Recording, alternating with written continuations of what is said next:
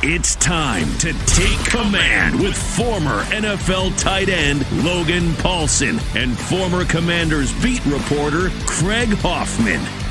What's up? What's happening? Welcome in. It's the Take Command podcast. That is Logan Paulsen. I am Craig Hoffman, and with us for the full show today, how lucky are we to have Charles Davis from the NFL Network, a part of their draft coverage all the way through the NFL Draft, which of course you can watch on the NFL Network. You got Paths of the Draft nightly at 6. You got Total Access at 7. Charles, now your bosses are happy. I have plugged the programming. Welcome to the show, sir. Thank you very much. Yes, now we are okay for liftoff. All right. Before that, runway until all the announcements were in. You guys fly a lot. I fly a lot. My biggest question with my airline people, I have to admit it, is the incessant announcements. Yeah. And have you noticed when the pilot comes on and announces they've started the initial descent, everyone buckle up, start returning things, etc. Go 3, 2, 1, and then a flight attendant comes on and says, Same thing. And I've not figured that part out yet. But anyway. I think, Charles, when we fly to Detroit next week, we should just ask our flight attendants. Be like, hey, ma'am, or sir, I have a question for you. I have a question. You know what we ought to do? We ought to pull 10 of them, and I bet you we'll get 7 to 8 answers. Guaranteed. I think we should both ask. We got at least, because Logan's staying put in Ashburn for this one, but I'm headed to Detroit on Thursday. You're headed to Detroit. That's at least 4 flights. I don't know if you have any connections to get there. I'm luckily straight through. So we'll talk afterwards and see what we get. Compare notes. I love it. All right, so we're going to start comparing notes. We will eventually compare notes on corner, linebacker, some positions that we haven't talked about a ton leading up to this process, but certainly ones that Washington is going to be looking at. Of course, Charles played safety back in the day, so the DB's right up his alley, but certainly capable of breaking down every position in this draft. But I wanted to start with kind of a bigger picture conversation about the draft. And Alec Lewis wrote a really good piece in The Athletic about draft strategy and how teams have spent a lot of time researching like what they should do. And they know that they are supposed to trade back and that more picks is better. And yet they still on draft day can't help themselves. They'll trade up. And sometimes it works because sometimes you trade up for Patrick Mahomes. But more often than not, there are certain things that teams know they should do. They can't help themselves. And one of the things that we had Alec on the radio show, and he said he thinks one of the biggest advantages that a team can have this time of year is an owner with a long-term thinking. And Charles, you've been covering the draft for a long time. Logan, you've been thinking about it from your playing days, and obviously we talk about it ad nauseum here from January through April. So I'm just curious for both of you guys, and Charles, we'll start with you, kind of the Josh Harris era and how a guy that comes from the finance world, this kind of long-term thinking, how it can be an advantage for the Commanders as they prepare for this draft. Yeah, I think the biggest advantage is simply him being brand new. I mean, people have been looking for a breath of fresh air for a long time, and then you have an owner come in and, I don't know how many things were startling, groundbreaking, earth-shaking in moves that he's made already. Probably not much of anything, but almost everything was positive because it wasn't Dan Snyder. That's your starting point. The next thing is if he's got long-term thinking, he's going into this with the idea that he has to have a quarterback out of this. But that's not just because this owner has to have a quarterback that he can squire around town and say, this is my quarterback, a la Sonny Werblin and Joe Namath back in the day, a la Dan Snyder doing that with Robert Griffin III. This is much more, this franchise has to have that leader, has to have that person who is in charge, is the face of the franchise, and gives us good play. That's why you're hearing the reports of Josh Harris sitting in on quarterback meetings, right? Meeting all these quarterback candidates that are coming to town. It's as big a decision as Washington has made in a long time football-wise. And having the long term is a big deal, knowing that it's not just for the amusement of the owner, it's for the franchise, and can we get that person that allows us to get back into winning division championships, playoffs, and getting back to Super Bowls. Yeah, 100%. I also think that like when you have that longitudinal vision, you see teams like the Baltimore Ravens, the Pittsburgh Steelers, teams that have been kind of very proactive in keeping the continuity of the organization, and like they have a very strong cultural identity, which helps them draft more effectively, right? Right, Charles, they can identify people that say, hey, this is what it means to be a Raven. This is what it means to be a Steeler, because that doesn't change every 3 years. You're not having to turn over teams. You're not having to turn over personnel.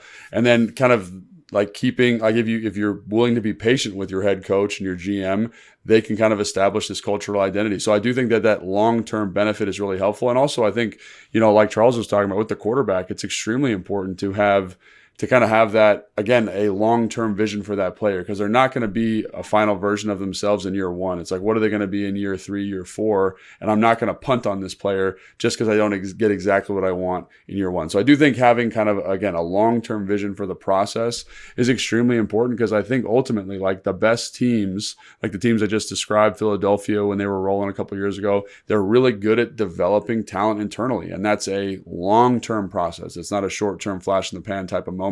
Helps build that culture, because again, even if I'm really active in free agency, bringing in strong players and strong personalities, are they perfect cultural fits? I don't know till they're in the building. Here, I can kind of build that up from the foundation to the rafters, and I think that again it all starts with the new ownership, and I think that's pretty exciting. So. And Craig, let me just piggyback on that, because Logan's made so many great points. I'm going to zero in on patience, the word patience.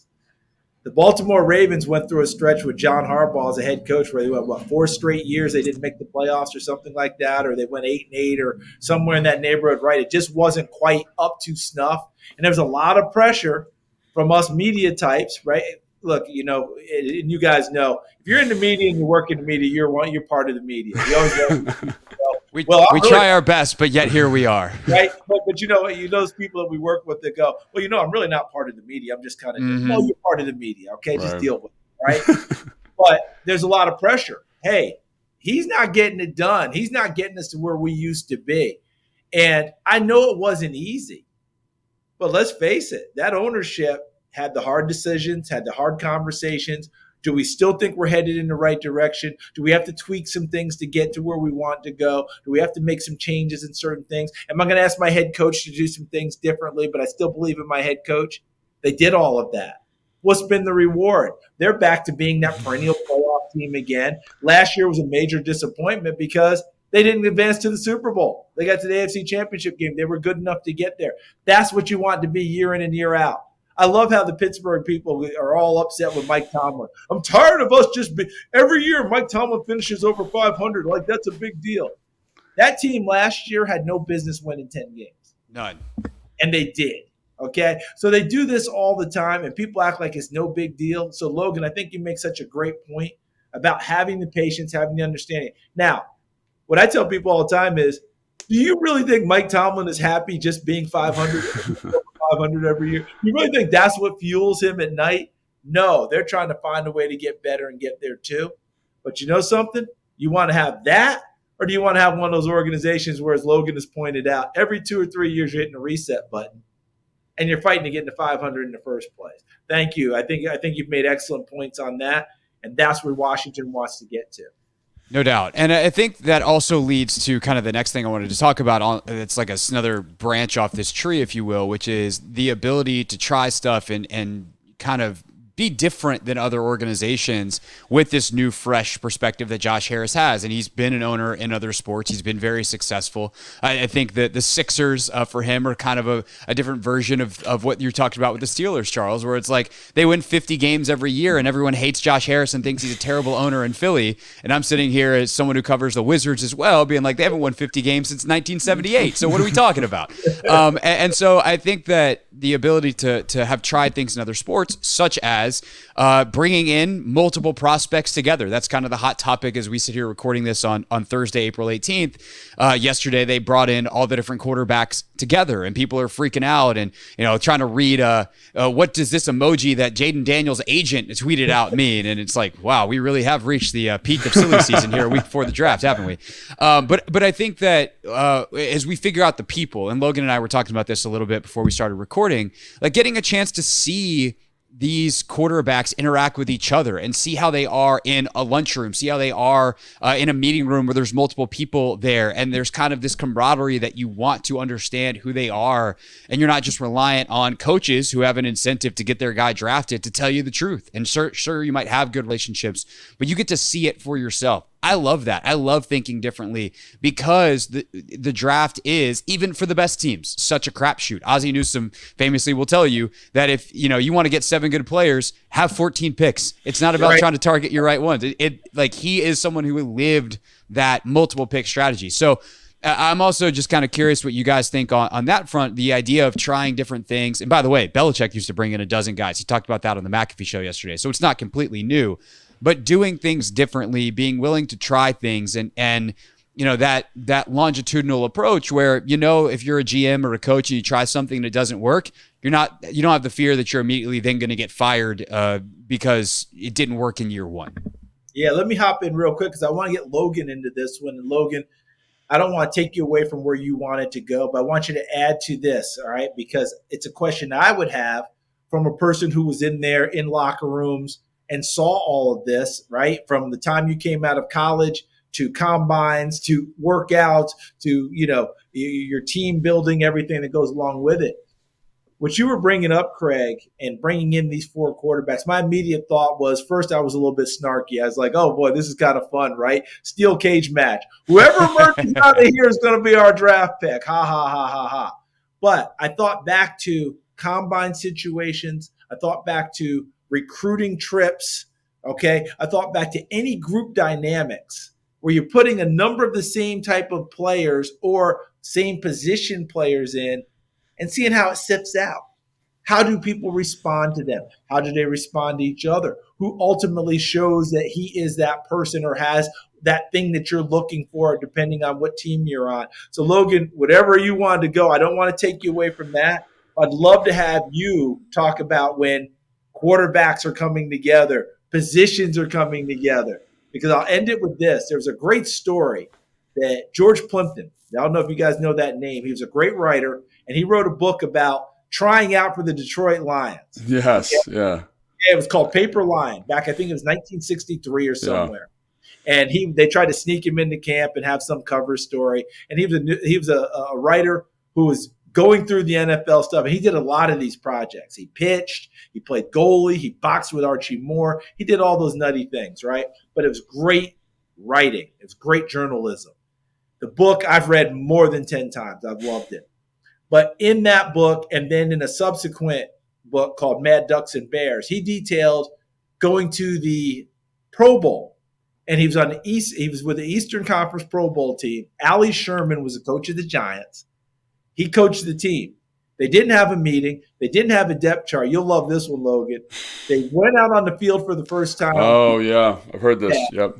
You heard this story, right? Yeah. Mm-hmm. Just said, okay, Craig, you're going to love this. Give me the first team offense over the ball. Now, these are the all-stars. This is the best of the best. They all looked at it. Now, this would have been 1960-something, right? 62, 63, 64, when Allie Sherman was at his heyday. They all looked at each other, took the measure of each other, and 11 guys walked out in the right position. That's incredible. Yeah. Now, think about nowadays. Now you have a steel cage match going. Okay, I get all that. But I'm saying they understood who the best was. That feels a lot like what you're trying to do when you're bringing these groups together. Logan, everything you want, now that I've gone so long, and please, if you could try and respond to that part for me, because I'm trying to learn too. No, I think that's a great point, and that's something I think that's what you're looking for, right? Is you're looking when these guys come together. Like I just remember, like I do combine prep, right? Like, and when you go to the facility, there's a bunch of tight ends, there's a bunch of old linemen, and what I'd like to do is just kind of sit in the room and watch them interact. Like, do they get along? Is anyone standoffish? Is anyone kind of combative?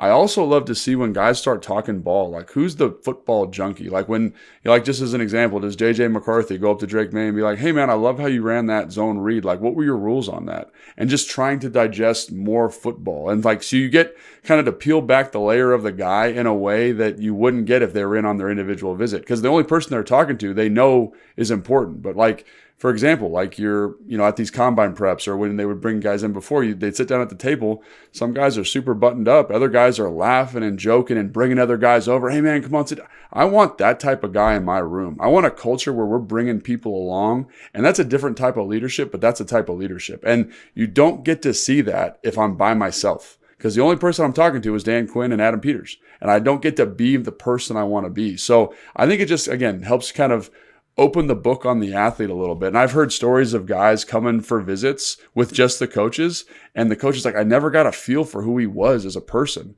And then they'd bring him in with 4 or 5 other guys, or they'd get him in a setting with 4 or 5 other guys, whether that's at the combine or at his pro day. And it's like, that's who he is. And so I think this setting, taking him out to dinner with a bunch of guys, taking him to Topgolf or whatever they did, that's super important for seeing the person and seeing what type of guy you're bringing in and seeing if it gets compatible with the culture you have in the building. So I think it's extremely important. And Logan, when you see some of these things, because sometimes when these guys come together, there's often that little bit of, I'm gonna be the one, right? Yeah. More times than not, in my experience, that person who's emerged as the guy didn't have to work at it. He just was. Yeah. Yeah. No, I think that's right. Sure. I think the other point there that Charles brings up is like, what is your demeanor when you're in because this is a competitive situation, right? Can you still be a good teammate while also having the self-assured confidence that you're the guy? So I think that's exactly right. Like those are only interactions you get when they're all together. And I don't care what position, where they're from. I don't get that if I'm just talking to you one-on-one. I get that when I'm sitting back, I'm Dan at the event, and I'm watching how you talk to each other and how you interact. So I think that's why this is such a cool thing. And people are kind of saying that it's new, but I mean, Charles, when I was playing, Craig, when I was playing, like I remember them doing that all the time. You'd be in a workout, they'd be trotting guys through the weight room for their weigh-ins, talking to the strength coach. You're like, oh, I guess it's the 30 visit day, and there's 15 guys there. So it doesn't seem like that new to me, but whatever. No, I don't think it's new at all, Logan. I think you made a great point. I can't remember if it was you or Craig talked about Bill Belichick talking about how he would bring in those groups of people. Everyone does different things with group dynamics, but for all future players who are going to go to the combine, and Logan, I need you to either tell me if I'm way off track or if I'm somewhere in the neighborhood. If you're going to the combine, one thing you will be evaluated on is how you are in group dynamics when you think no one's watching you. Whether you're having 1,000%. Whether you're going down the hall to go meet with other teams, whether you were on time for all that, and then, hey, excuse me, sir, I have to go because I have to be at such and such place, or during the combine workout itself. Mm-hmm. Coaches love to have everybody because it's your group. The tight ends are working out. The DBs are working out. The offensive linemen are working out. Yes, you're there for you, but these coaches want to see you help someone else. They want to see you do the right thing for someone else. They want to see how that group responds and see if all of a sudden there's 4 or 5 guys clustered around one other person. Is that person? Who is that guy? These are all the things that go into it. Does it always predict it accurately? Not always, but I'd say more times than not. Yeah. No, I absolutely agree. And I think like you look at like Roma Dunze, sorry, Craig, you look at Roma Dunze, you were on the field for this, Charles, but Roma Dunze, when he's doing his drill work, and I think he's still going, isn't he? Yeah, but he's like even when he's running routes, like he's dapping people up. People are supporting him. And like he's bringing people with him. And I want to see that. And you talk to people that night going out to dinner or whatever, and they're like, "Oh, so and so receiver, they were rude to the nurse at the hospital today, and I don't want that guy here." And you're like, so they're always paying attention, they're always watching, but because it's the stuff on the field's important, but ultimately, how's that guy going to be in the building? And like you said, you only see that in these group setting interactions. Yeah, there's no doubt about it. I'm going to stop with Odunze, but my joke about Odunze is he's still going. You guys remember, he wanted a standard for himself at that combine. And remember, he ran his 3-cone and did not like his time? Yeah. And he kept doing it and doing it and doing it until he hit his time. This is someone now. We just left the Masters, right? And what do they say about golfers? You don't play against other golfers. You play against the course. Yeah. That was Odunze playing the course. It's pretty impressive. Absolutely. Yeah, no doubt about it. I've certainly in my reporting days had position coaches and personnel execs say the same thing. Like, I want to know who that leader is in the group. Like, who's the guy that breaks down the wide receiver group? Who's the guy that breaks down the quarterback group? Like, they pay attention. But I will say this real quick, because I do feel like sometimes we can get really into the personnel dynamics. it's a part of the evaluation. And that's what I think fans need to remember is if the Commanders hated a guy's tape at quarterback, let's say for the number 2 pick, and they thought he wasn't very good, but he's awesome in the building, they're not going to draft him. So it's not like this overrides everything else, but it's a piece of the evaluation. And I know, Logan, as we've talked about quarterback, especially over the last month, and kind of thrown our hands up going, I have no idea who they should take because we like certain elements of all of the 3 main guys in competition here. There is like this personnel dynamic might wind up being the deciding factor, but it's only because everything else is even. If this is a tiebreaker, this is an important part of the evaluation, but it's not the entire evaluation. It's an element. Look, we all played ball. We all did things growing up, right? You remember that senior who could barely get his pads on, but he was named captain? Because, he's a senior and he's a good guy and he was named captain. So sometimes, to your point, Craig, we get caught up in things sometimes. Like how many times we go through this? Well, the starting quarterback in the NFL doesn't have the C on his jersey. Oh, my God. Sometimes it can be too much, right? But he doesn't because he's a rookie, okay? So don't slap it on him because he's a rookie. Now, some of them earn it. C.J. Stroud earned it in about 2 days in Houston.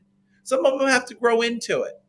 I remember a player in this league, a big-time player, and I'm not going to use his name because it's not fair to him, but he was named a captain. And then when a new coach came in, he took the captaincy from him because he said, you're just not there yet.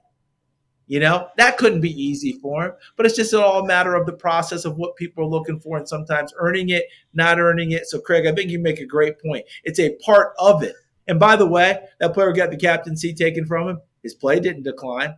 He was still a terrific football player and probably was even a little more ticked off because they took the C from him. But all that being said, it's a part of the evaluation. It isn't the total evaluation. We have to make sure we understand the context of all this that goes into it. You're exactly right. The greatest guy ever who can't throw it 10 yards is not your starting quarterback. No, certainly not the number 2 pick.